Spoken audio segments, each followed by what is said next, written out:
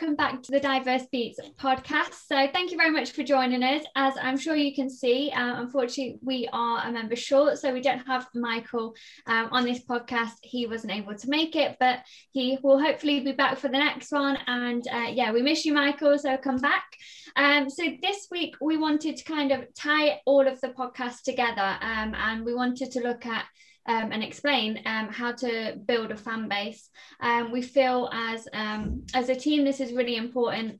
And it's something that once you've got your press release, you've figured out how to network, and hopefully with the Archie Beats podcast, you can kind of feel a bit more motivated, and you'll want to go out and help build your own fan base so you can get your music out there, which obviously is always the aim. So hello everybody, how are we?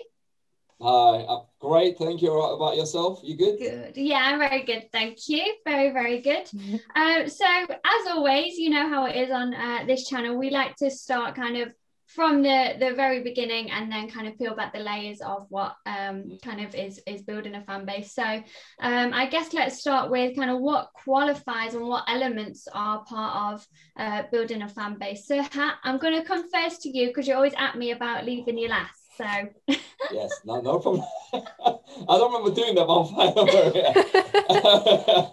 You put me on the spot now, but anyway, let's do it. So first of all, thank you for both of you for joining us. You know, the solid members of the group. Thank you very much. And obviously, Michael, he's got his own personal life going on, but he will be back with us shortly. I'm pretty sure about that. In terms of building a healthy fan base. So, in my opinion, this is what I go by all the time. I've read it in so many places, and it is a fact. It's a thing to buy fake followers these days. We all know that people do go buy fake followers, and just to rank up the numbers and look cool. So when you see 20,000 followers and 20 likes, it's laughable. You know what I mean? Yeah. So this is what I've read somewhere about, I'd say 5-6 years ago, and then I start reading the same paragraph everywhere in a lot of other blogs and whatnot. They say instead of having 1,000 fake fans, have 10 real fans. They will actually support you more than those 1,000, because the 1,000 cannot do anything anyway because they're fake. They won't be able to like, they won't be able to do anything. But if you go out there genuinely and start sharing your music, if you put in the effort, because artists these days, there's a massive issue. So artists these days, I think we talked about this previously in our previous podcast as well, but I believe they are a little bit lazy when it comes to promoting themselves. So when they get signed up to a label, they're like, oh, cool, you know, label's going to do all the work. They're going to do all the work. I'm going to be okay. I'm going to be a star overnight. No, it's not going to happen. It never does. It never will. It never did. Never will. What you have to do is to collaborate with your label, cooperate with them, get them to help push you, and you help push them. So together, when you collide under the same alliance and you actually start helping one another, then, you know, when they do their part of the promo and then you do your part of the promo, that's when you start actually going wide and start getting real fans, you know. I've done this, and I've actually done it, and I've actually a song that I posted on my SoundCloud. I promise you, I just shared it to a few places. I created a normal YouTube video for it, put the song underneath, nothing spectacular, just a normal video that says the song name and a car going towards the sunlight. Same thing repeating for 6 minutes, nothing else. And that video has managed to generate about 300 fans on my Instagram, and same number around on my SoundCloud as well. So, you know, in my opinion, it's not even too much of hard work. It's just literally just need to do it from the heart, and you really need to want to do it. Yeah, I think my opinion. I definitely agree with you there, Serhat, in the fact that it needs to be quality over quantity. I mean, even from a business perspective, like it's a classic consumer seeding strategy. You want to target less people, but those who are influential, because their network of people, if they really like you, they will tell, I don't know, 4 of their really close friends, and people ultimately trust, you know, people that they're close to. So those 4 friends will then tell another 3 friends, and that's so much better than 1,000 people who really don't care. I definitely agree on that one. Yeah, 100%. No, absolutely. And I think it's one of those where people do get very caught up in the numbers, and numbers, numerical data is important, and that's kind of what you're looking at on your Spotify, is what you're looking at ultimately on your Instagram. But if they're not active, as Serhat and you said, Jess, then they're pointless. There's no point in having 10,000 followers or listeners if only 10 of them are listening. And I think you have to think of it in kind of a broader spectrum. So you've released your track, great, it's doing really, really well, but are those listeners converting into fans? Are they gonna go buy a ticket to your gig? Are they gonna share it with their friends? Are they gonna share it on their Instagram story? And you have to think, how am I adding value to them? Because it's a very odd relationship, kind of artist and listener, or artist and fan, because they want to feel part of your journey, and you are building a community, and that's why it's really important that you are able to kind of show appreciation to your listeners. So I would say in a fan, you want to look for someone that is dedicated. You want to look for someone who's consistent. As an artist yourself, you have to be consistent, and you want that same thing back from your fans. And you want people that are going to come to your shows. They're going to stick around after the show. Time is precious, and you want those people that are going to really be dedicated and driven through and want to see you do well in your journey. So has anybody else got anything to add there, or are we ready to move on? I'd like to say just one more thing, and that is we said this on the show so many times, and I'm not going to get sick and tired of saying it over and over again until it sticks into people's brains. Consistency. You have to be consistent in whatever you do. Trying to build a fan base, be consistent. You got a new startup business, want to promote it, be consistent. That is the key. Definitely. Jess, did you have anything to say? No, I was actually going to bring up that point that Serhat mentioned as well. So consistency is key, everyone. Yeah. We need it tattooed on our head, don't we? For our merch coming soon. T-shirt. Be consistent. Brilliant. So I mean, we've kind of already touched a little bit on the next question, but is releasing music enough? Jess, I'll let you go first. I think this has sort of been touched upon before, but essentially, if you've got a great product, but you don't have all of the other aspects of your business product, sorted out, you don't have the promotion strategy, you don't have the fans, you don't have the marketing, it's not going to go anywhere. Even if it's the best piece of music ever, if people can't get to listening to it, get to hear it, which is what you use promotion strategies for, you're never going to be successful. So no, I personally don't think that music is enough. You need to have everything sorted out. You need to look at yourself, not just as an individual who creates music, but you are your own business, essentially. So that's what I would say. Yeah, definitely. So what about you? You own a patisserie, right? You own a patisserie. You made the cake, and the cake is at the back, not in front of the store, at the back. So as the chef, you baked it, it's all done up nicely, but you're not putting it up in front of people's eyes. Who's going to know that you made that amazing cake, which is sitting behind the shop, just waiting to be, put outside on the shelves? So how are people supposed to know about the cake that you baked if you're not putting it in front of? And listen, this is my product. I've done it. It tastes nice. It looks immaculate, and it tastes even better. Why don't you get a cut and taste it? Yeah. Same applies to everything in terms of because it's the same mentality. If you own a patisserie, you're going to make cakes and bake blah, blah, blah, and then you put them on the shelves. People are going to buy, taste. If they like it, they're going to come back.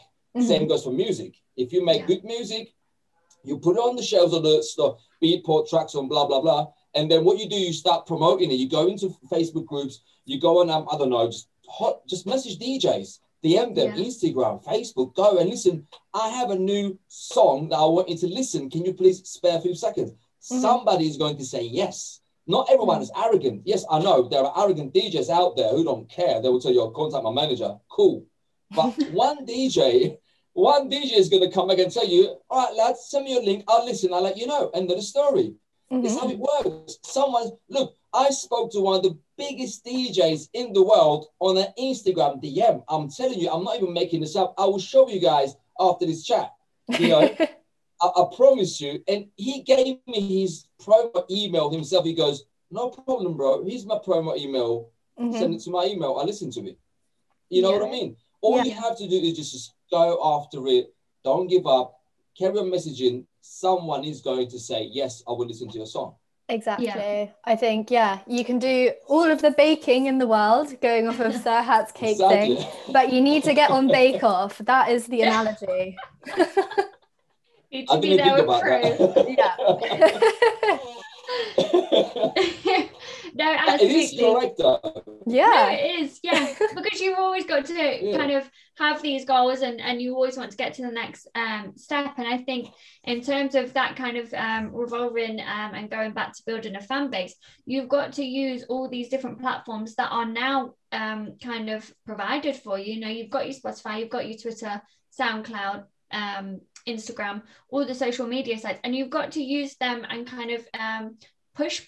So say let's say someone found you on Spotify, push them to your Instagram, push them to these other platforms, and that's where you're going to kind of be able to really tell your journey and tell your story. Spotify is great, you know, you can do Instagram stories daily, so you can start to kind of, people can get to know your personality, they can get to know your beliefs, what you're interested in, and then obviously they've got the posts where you can then promote your music and start to kind of push it that way, maybe do some covers, and just kind of, as you're generating that fan base and that community of people, your music is already going to start to get heard, and you're going to start to get pushed out organically. And that's what the key is. I think that you have to remember, you want organic listeners. You don't want these bots. You don't want people who, you know, "Oh yeah, I'll listen to it." You want organic followers and listeners, because they're the people that are going to matter, and they're the people that are really going to share the track and be part of your community and be part of your journey. So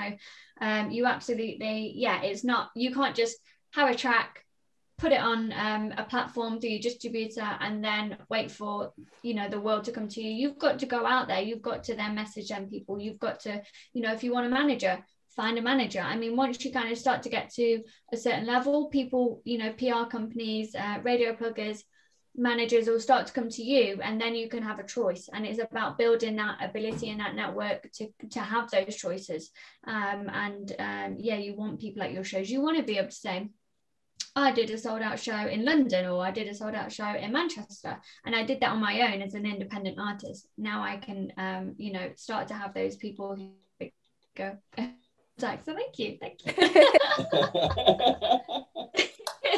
You see, it's amazing. You could do it. It is doable. Yeah, it is, absolutely. And I think as being an independent artist now, it's a lot more accessible. If you think back to 20, 30 years ago, where they didn't have these social platforms, they didn't have these other avenues where you can communicate. You know, it was literally going to a gig, hanging around, or seeing the person you like through a gate. You know, now you can just message someone on Instagram or Twitter or Facebook, and you can start to build that relationship. But also you can start to build that relationship with other fans, so you just get friendships, you know, and that's a really lovely thing to have in a very lonely world in the digital age. So I think 100%. To kind of summarize, it's not enough just to have a track, push it out there.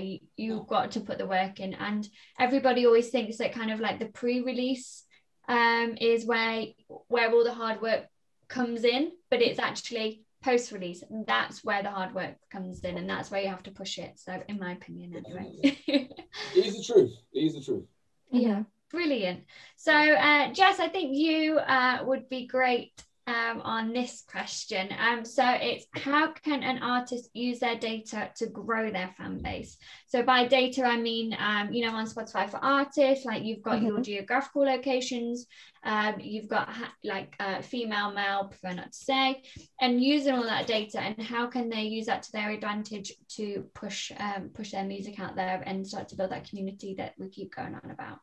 I think definitely, take into account your listeners' demographics, where your listeners are based, and then possibly start to look at other artists that are doing well in those locations and look at their fans, maybe even try and contact said artist, maybe try and do a show together, a collaboration, use any small connection that you can think of, because there's a very good chance that other artist's fans will also like your music, and same vice versa for them. So you guys could help each other grow together, and that would again be almost like organic fan swapping. So that's what I would say. Use any small connection to your advantage. Yeah, definitely. So what about you?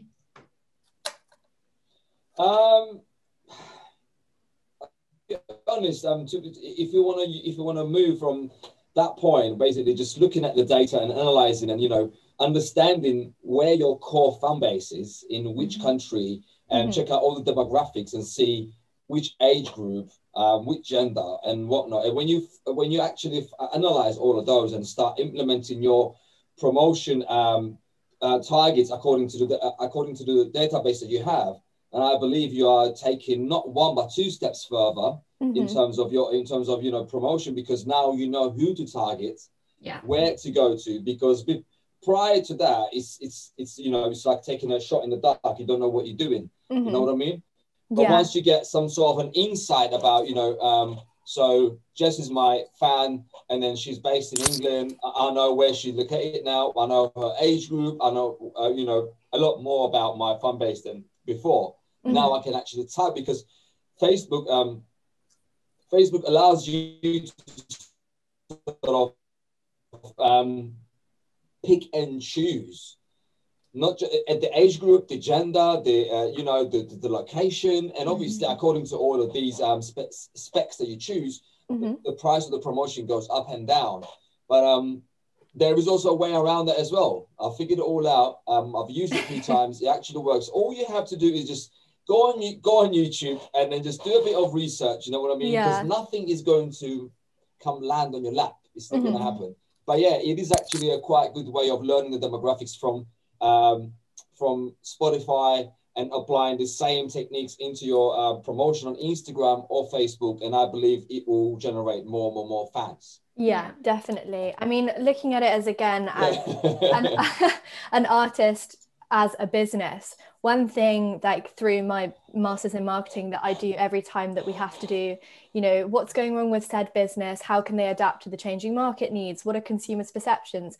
The first thing that you always do in those types of reports is you have to do a market analysis. Look at the compound annual growth rate of a certain sector, look where the consumer trends are going, and then you could almost adapt to those consumer trends and think, oh, I'm going to be ahead of the curve here. And that will also boost your engagement. So again, I think treat yourself as a business and use education to be ahead of others. That's what I would say. Yeah, absolutely. And just kind of adding on from that, I think what you both have said is really valuable and great. And you've made some really interesting points. And I think it's just little things like using your data to be able to find, as Jess said, somewhere to gig or another artist that is going to really enhance, and I think as a artist that's just starting out, you have to think, okay, where am I going to have the most fans? Where is going to be most valuable for me as an artist to reach? Maybe you're from Manchester and you want to start going to London and getting those shows, or first start off in kind of making it in your area, if you like. So if you are from Manchester or Sheffield or wherever, make sure you've played in all the gigs, all the venues, that are right for you as an artist. And then obviously you're going to have that covered, and then you can start to move on. And I think using the data on all platforms is really important for little things, such as for Instagram, let's say, if you switch your account to a business account, then you can have a look at all your insights and all your analytics, and then that can tell you when your followers are most engaged. So then you know, for example, when to post. I think everybody has that kind of 5 p.m. London time, and that might not work for your followers. So then you're kind of losing that engagement, you're losing that algorithm, the chance to be pushed on the algorithm and get on the explore page or things like that. So it is really important that you understand your data. And yeah, I mean, if you want us to do another video on data, then just let us know in the comments below. We're more than happy to do that, and we can go in that a bit more in detail if you like. So I guess this is a bit more of a question on it can be with any business. So as an artist, you always have to think, how am I adding value? What, if you're posting a photo on Instagram, or you're asking your consumers and your listeners or your fans to do something, maybe you're asking them to pre-save your track that's coming out on 15th of June, let's say.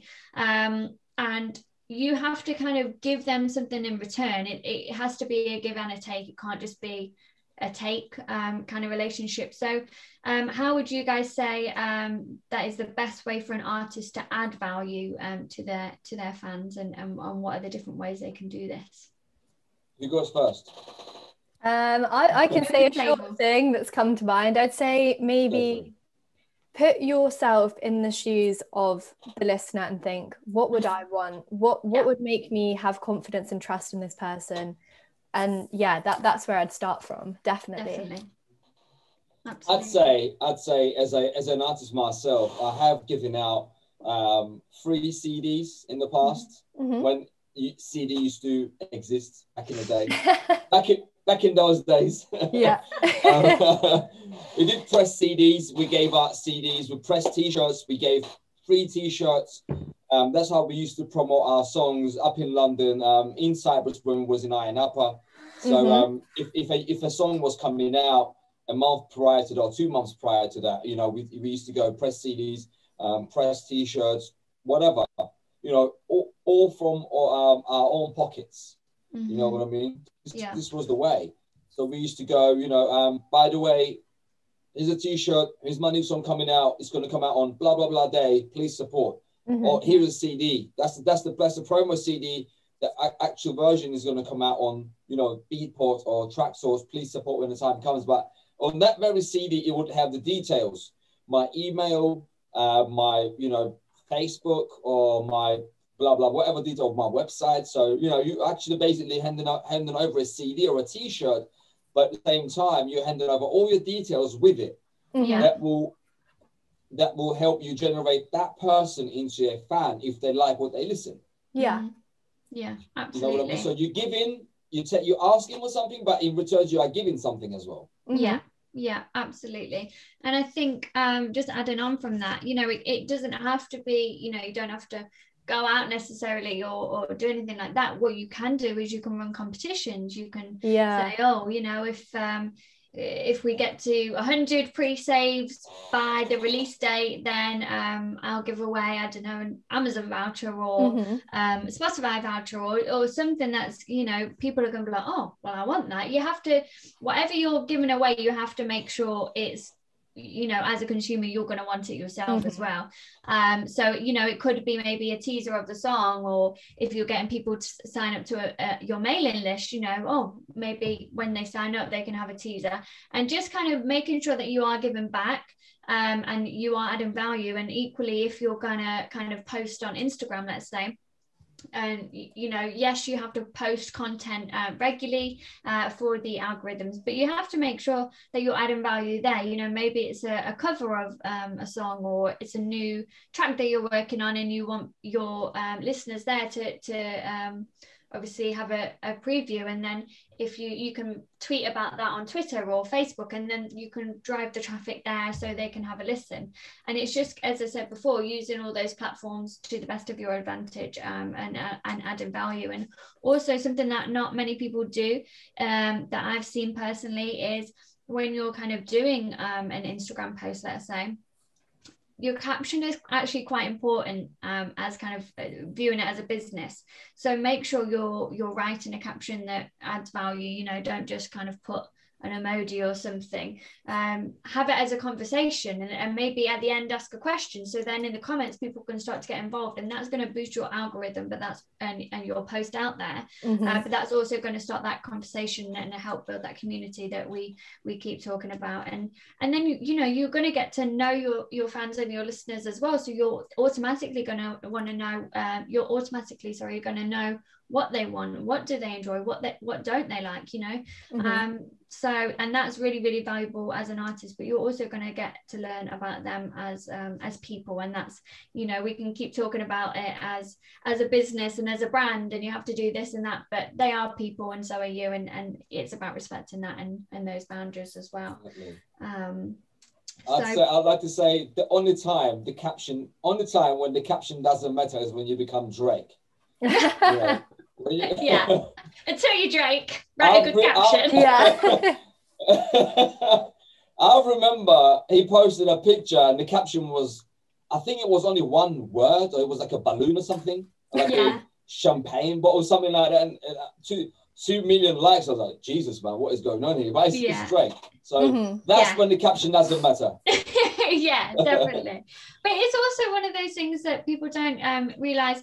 The longer your caption is, the longer someone is viewing your post, and that's going to boost the algorithm. So the longer someone is reading that caption, the longer they're actually on your post. So Instagram then see that as quite a valuable post. They see that as quite people are really interested in it. And it could be because you're a slow reader, and that's fine. I mean, we love slow readers here. So, you know, but that does help you as an artist as well. So it's definitely something to consider. And I know people struggle with captions, but it could just be something about how your day's gone, you know, be authentic. If you've had a crap day, tell people. That's you know, no one's expecting you to be happy or professional all the time, and that's then going to feed through your personality, and that's what people are going to kind of buy into as well, which we covered in the branding podcast. So if you haven't seen that, go check it out. Jess, you kind of touched on it just in this question, but as a consumer, what would you want out of an artist? So let's say, I don't know, who's your favorite artist, if you have one? I would say, actually quite different from the Diverse Beats world, but I'd say either Ben Howard or Bon Iver. So okay, lovely. Yeah. Ooh, I like Ben Howard. Yeah, me Look too. Look at you. Okay, do you have posters hanging in your room? No, I'm not like that. Big fan girl. So as a listener of, say, Ben Howard, why are you a fan of him? You know, what does he do that makes you a fan of? Of course you like his music, you know, but what kind of keeps you coming back? What makes you stream his album or go to his gigs and things like that? Yeah, I mean, for me, it definitely is, I think, as we've said, him coming across, like artists in general, coming across their genuine personality through his music. I think he's very authentic, and the way that he composes is very musically complex. It's not just, you know, 4 chords and some generic lyrics where you could hear anywhere else. There's always meanings and hidden meanings behind them. They relate to different things. His albums are always, I think, very well thought out. And I'm trying to think what else. Just overall, very good live. So I think, that's what I would say there. Yeah, no, definitely. And is there anything he does particularly on socials, or anything kind of that he does at his shows that kind of make him stand out from other artists that you listen to? Interestingly, at the shows that I've been to with him, he's not the most charismatic stage performer. He very much puts his music first, not him and himself, and it's all about him. It's always about his music and who else is playing with him. So I think that's actually quite a nice difference in the fact that he prioritizes the music and the music quality and how it's produced rather than what's going to get me the most plays. Yeah, no, absolutely. And I think that's a really nice point, because as you say, it's not something that, you know, every artist does, you know. They can sometimes focus on what's going to get me the most plays, and it shows that he's in himself, he's authentic, and he's very passionate about what he does, and that in itself is a great thing to have. So yeah, no, lovely. Serhat, what about you? Who's your favorite? Well, I don't have one favorite, I have a few. What can I do? Yeah. Well, one of my favorite artists has recently passed away. I'd like to say, rest in peace, DMX. I genuinely used to go to sleep listening to his whole album, and I used to listen to him just anywhere possible. And so he was, and the reason why he was one of my, he is and still was and still is one of my favorite artists, because his music wasn't the money-making music. It was real stories. He would connect with the crowd. In his shows, he used to speak to people, and some people just go on a stage and just put on a show. He would do it naturally, and I've seen him so many times crying out for help, so many times, because obviously everyone knows he had this long-lasting battle between himself and the demons inside of him, and may he rest in peace.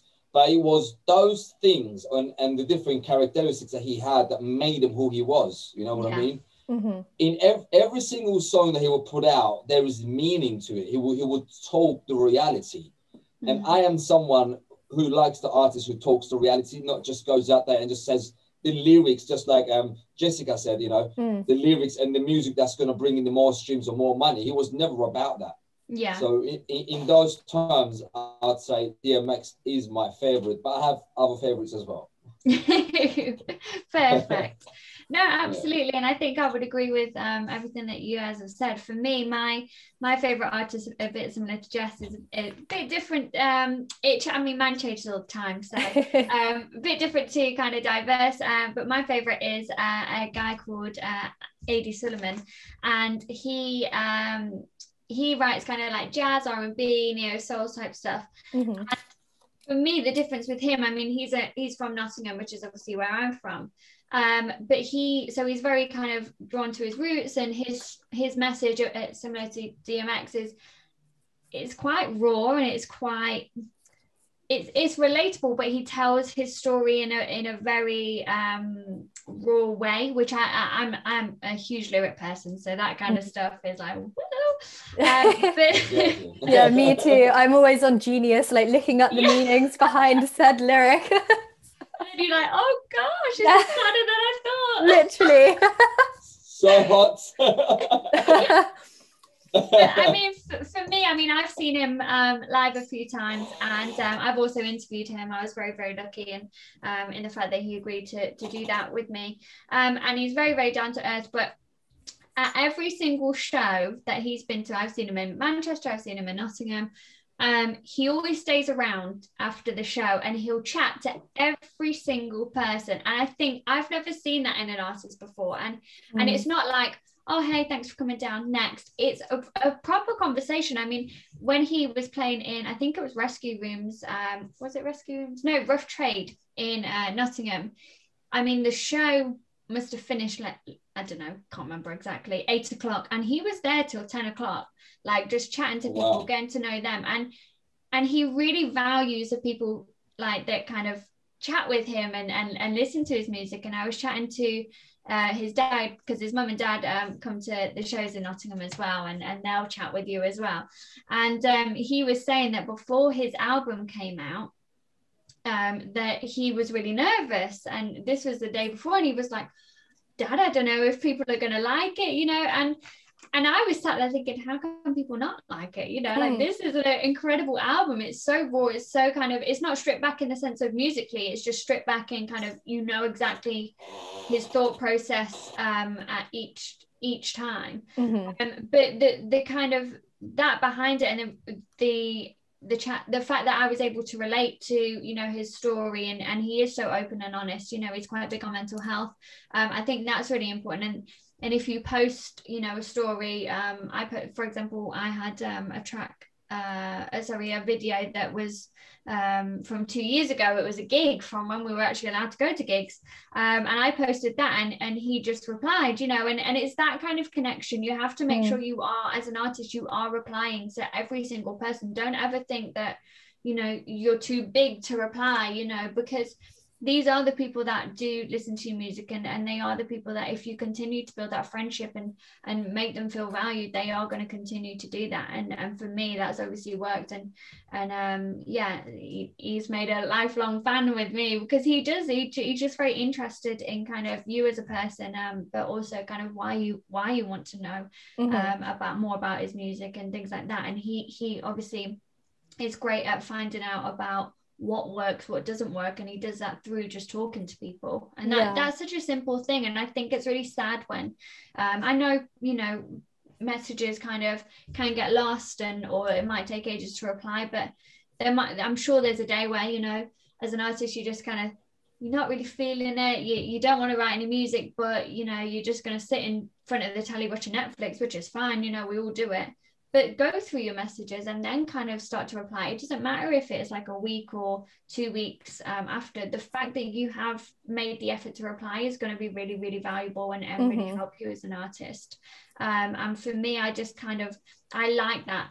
As a consumer, I want raw. I want to know your story. I want to know more. That's kind of what I buy into. I buy into stories and things like that. So if you can kind of be as open with your audience as possible. I mean, I know there's certain things, you know, that you do want to keep private, and there's certain things you don't want to share, and we're all kind of entitled to that, absolutely. But if you can be as open as possible, you know, still feeling comfortable and confident with sharing the story, then it's definitely going to pay off, and it's definitely going to be valuable for you as an artist. And I think this just sounds really, really basic, and like it's probably going to sound really like patronizing or just a stupid thing to say, but I've got to say it. I mean, as an artist, just be nice. I mean, you know, there's no other way to put it. Be nice to people, because if you're rude, or you kind of think you're someone you're not, kind of thing, people are going to switch off. I know for me, if I'm talking to an artist and, you know, they're quite rude, I just think, I'm not really feeling you anymore, you know, I don't want to work with you, don't want to support you, you know, and you know, maybe that's the wrong mentality to have, but it's the mentality I have. not even as an artist, but as a human, just be nice. Exactly, because you are a person before you're an artist. You know? Exactly. And I think not to lose that authenticity again. Exactly. Because you could be on top of the world, but guess who brought you up there? Yes, you put in the effort, but it's the people who loved what you do, supported you. So if you turn around and try to shit on the people who brought you up there, then they're gonna start losing their interest on you. They're gonna be like, what, was you like that? Cool. Your music is still cool, but you not. See you later. Exactly. No, definitely. Exactly. I think one really interesting thing, as you mentioned about bigger artists and, you know, always remaining authentic. One of my actually really, really close university friends who studied music with me at Birmingham, her name's Jenny, and she is probably the biggest Taylor Swift superfan I've ever met in my entire life. She loves Taylor Swift. Jesus. Lives No, but one thing I will mention is, because she's been to so many shows and always gets, you know, like the really upfront close tickets, whilst, you know, Taylor Swift isn't in my friend's DMs, you know, chatting away, every time that she goes to a concert, that's recognized, and there's meet and greets, and, you know, Taylor Swift will actively engage and say, oh, I remember you said this last time I met you. And, you know, it's keeping that authenticity there, even when you're one of the biggest artists in the world, you know, and it shows just how key it is. And I don't know if either of you watched Taylor Swift's Netflix documentary. I think it came out last year. But that was really intriguing to me because, I mean, I'm not a big Taylor Swift fan. When I was 8 years old, don't get me wrong, absolutely loved her. But that was a really genuine documentary where I think a lot of people connected to her as a person, because she was saying about how she was getting behind political campaigns and how media has actually affected her. So I think definitely bringing like listeners into your personal life to an extent, and, you know, connecting on that raw level is definitely a very good way of, you know, remaining authentic and showing you are also a person behind the branding. And I think another way of doing it, actually bringing it back to Ben Howard, one thing that I find interesting is he often will do live series or YouTube videos about how he produced said album, you know, how the composition process worked. And I think that's important to get your listeners and followers and fans along in those behind the scenes actions as well, because they can just connect to you more there. Definitely. I agree with that. I done an Instagram live show on my radio show last Saturday. This has gone past, and I've had a few people that logged in. I'm not gonna lie, it was quite decent, but it's Instagram that kind of killed it for me. It blocked it 3 times, but the point, anytime I've gone back live, they've gone back on again. So Instagram will cut it. It will take about a minute or 2 to go back on it.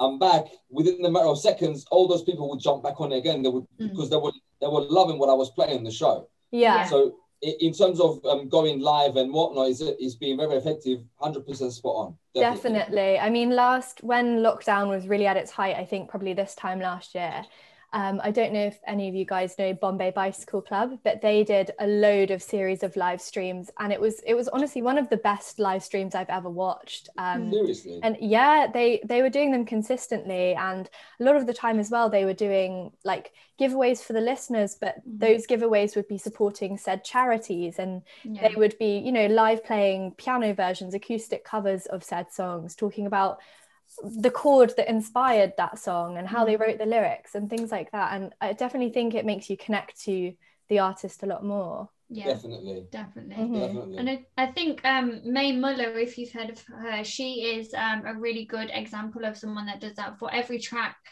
she'll post like is it IGTV or Reel, and she'll kind of explain like from the whole composition process. So it will be from the first idea and to when you know, she was doing that with the producer or the guitarist, and then kind of the recording, the lyrics, and you get to learn kind of how that song was created. So then when you go back to listen to it, you know, you can hear little things and you're like, oh well, this was done because of this. And she's very clever with her lyrics. She's quite witty and quite sassy, but you start to kind of giggle at them, I guess. And talking about kind of political campaigns as well, Joy Crooks is a great example of this. I mean, I think she just got a place on, is it Forbes 30 under 30 or something like that. Oh yeah. And she's just got her place on that, and she's a huge advocate for kind of like cultural and equality and things like that. And she's really and mental health, and she's doing really really well musically, but she's doing really really well kind of shouting about you know, equality within just within the industry. It's just as a whole in general, and she's got some really good points, and she stays kind of, and she's proud of her culture, you know, and she's she's really a great one to watch. So, and people buy into that, you know.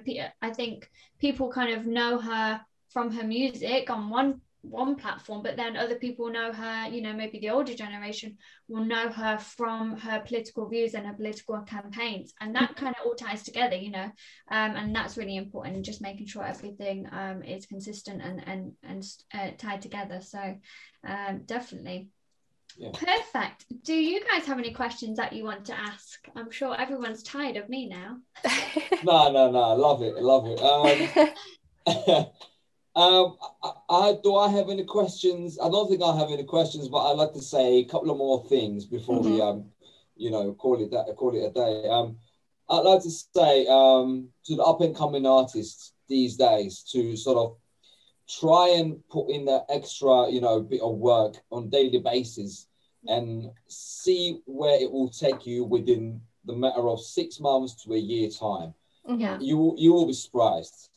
Do not underestimate the power of investing half an hour to an hour to your craft, to your music on a daily basis. You may be tired. We all get tired. You know, it's how it is. You know, you work, you get up in the morning, you do blah blah blah blah. By the end of the day, you get tired. Try to squeeze in that extra half an hour to 45 minutes to whatever that is you love doing. If you love playing the guitar, if you love, you know, playing the piano, are you a vocalist? You're a DJ, whatever you do, try to squeeze in that half an hour to an hour into your craft. And I promise you, the results will amaze you. Definitely. Yeah.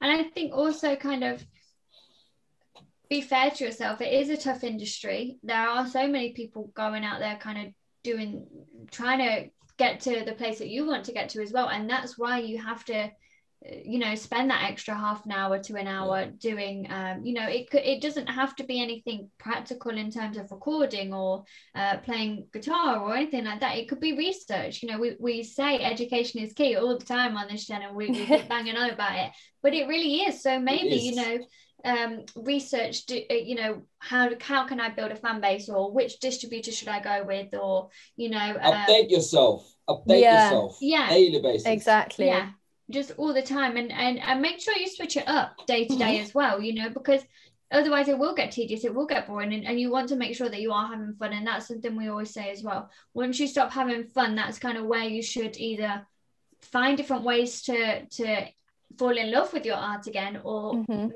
find something else. Because yes, okay, you have your brand, you have got so much to think about as an artist, but as long as you're having fun, then it will all be worth it, and it won't feel like work. It will feel like, right, okay, I've got to this step that I, you know, thought I would never be at a year ago. How can I get to the next step? How can I keep pushing myself and being the best version of me? And yeah, that would be my advice. Jess, do you want to add anything else? I think as well, I'd say just be patient. You know, don't expect results overnight. While some people, you know, may be incredibly lucky to go TikTok viral overnight, YouTube viral, Instagram viral, rarely that will ever happen. And if we're talking in terms of like general, like fast moving consumer goods, I've been writing an essay today, so that's why I know all of these stats. I don't just have them in my head. But one thing that really surprised me was, on an average, it takes 67 years for a product to become well known in a market. So, I mean, whilst the music industry is different, just apply that and think, you know, don't expect it to happen in a year or 2 years. Just be patient and just continue doing what you love, and it will ultimately pay off for you. Yeah, definitely. And I think the people that you think, sorry, so how were you going to say? It's fine. Go for it. It's fine. No problem. Just keep butting in. The people that you think are like an overnight success, let's say, for example, I mean, I think, is it Olivia Rodrigo? Rodrigo, yeah, she kind of just blew up from Driver's License. I mean, I love the track, I'm not gonna lie, but she was like, obviously she was in that was it musical of Glee or something? It was something like some remake of something. I can't remember what. And so she's, you know, and she's been doing that for years, and then she has some other songs, and that's the thing where people get muddled. They think that, you know, artists like her, let's say, and I'm not you know, saying she's not amazing, but they're saying, you know, that she just happened overnight and now she's got all this success. She's worked hard, and she's, you know, gone through different avenues to get those networks and get those connections. So just because to you someone's blown up overnight, make sure if you are feeling disheartened by that, you are doing that research, because I know when I first heard her on BBC introducing East Midlands with Dean Jackson, and I was like, oh, I like this song, and then the next day she just was like everywhere, and I was like, oh, why doesn't this happen to me? And then I did a bit of research, and I was like, she, you know, she's been in the industry for a while. She's kind of, you know, been been building those contacts and building her portfolio and growing, and now it's paying off, and I think that's something really important to remember. You know, it isn't going to happen overnight. It never ever does to anybody. Even if for you think, you know, just because they've kind of come to your attention overnight, it doesn't mean that you're any less of a musician or you're not doing the right things. You just have to make sure that you know that you've done everything that you can to get to your goals and reach achievements. So. I think that's a really key point, actually, because you never know what's going on behind the scenes in anyone's life, and something like that could have been a really, really high budget promotional campaign. You know, they may have paid certain TikTok stars to use that track, and you'll never know that, because to you it looks organic, but that's because the way that it's been done may have been very expensive. So you know, have you guys seen that viral, the guy gone viral on TikTok, and then from there just went viral everywhere, that his name is Dogface. He was going on literally an American Mexican guy, is from America, and he's just this guy that's been recording videos constantly on his mobile, dancing, but he's not even dancing, he's just improvising, just doing moves that he actually fancies and he loves and makes him feel good. And he was literally living on a trailer with his daughter. You know, his life was genuinely just not all that. But he still didn't give up. He would just put his phone and he would just get on, start dancing, put in different songs. This one day, this is what exactly happened. And until that moment, he'd been recording those videos for, I'd say, 6-7 years, maybe more. I remember watching his story. Do you guys know about this, the old group called Fleetwood Mac? Oh, of course. Yeah, I love Fleetwood Mac. Me too. So he would put that song on, and then he would record himself drinking this juice on his skateboard, and it's like playing. The song is playing, and then he's singing on his.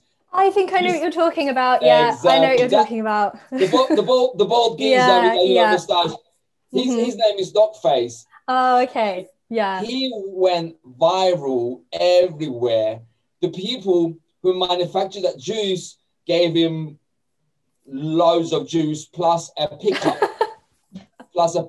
They gave him a pickup, a brand new pickup. I'm telling you, he got so many sponsorships, and he got invited to that podcast and then that and he just got verified immediately everywhere, and his life just changed dramatically. So what I'm trying to say is, the point is, never give up. Just like you said, never give up. Exactly. Just keep on going. It will happen to you if you don't give up.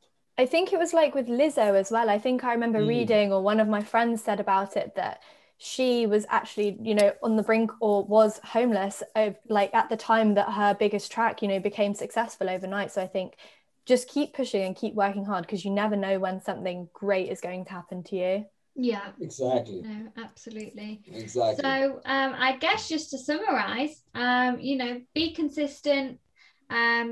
Posting isn't enough, so make sure you are covering all areas.